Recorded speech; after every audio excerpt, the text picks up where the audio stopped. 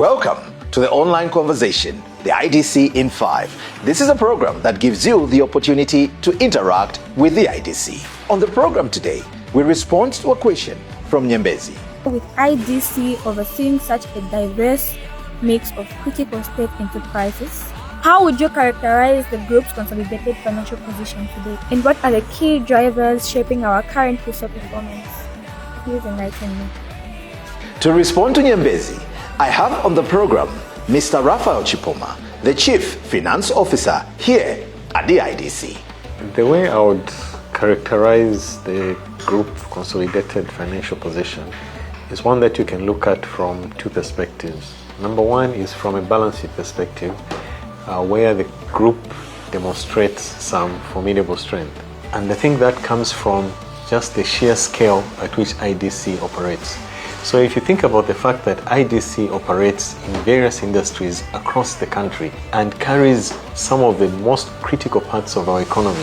For example, IDC is heavily invested in energy, in mining, with a total balance sheet round about $24 billion. And that tells you just how strong IDC's financial position is. And that translated into numbers that you can understand, that's close to Zambia's GDP, which is around $29 billion for 2025. So that is a massive conglomerate with a strong financial position.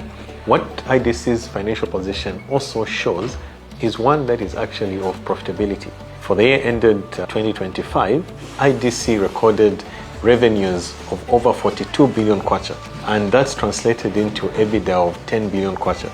Again, these are significant numbers showing 25% profitability, which means that the group as a consolidated corporation is actually delivering revenue at a rate that is lower than the cost, as well as a return on investment in excess of 40%. And that tells you that the IDC Group as a consolidated position is actually quite strong. Some of the key performers in this IDC performance are companies like Zamtel, which has turned around in the last 2 years from loss-making to making profits in 2 consecutive years. Infratel is another star performer that has transformed from being loss-making to profit-making in 2 consecutive years.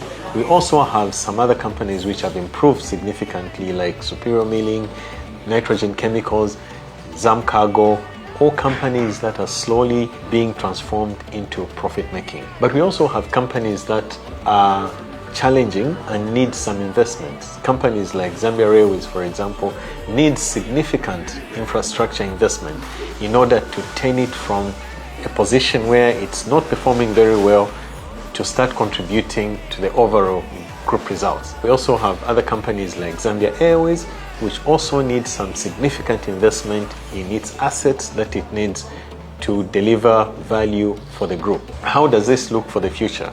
The transformation journey that IDC is on actually looks very positive.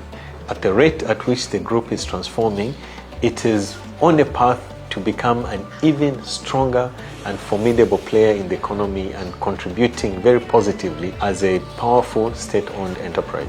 So overall, from a liquidity perspective as well, the nature of the group being very heavily asset-backed but without enough liquid resources.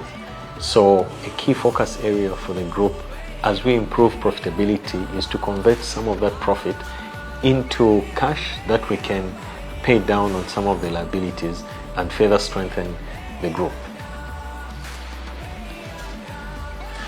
It is clear from this conversation that most of the IDC group of companies are moving from insolvency to solvency, meaning very soon they will declare that much needed dividend. This is Charles Chulu, and I'll see you in the next conversation.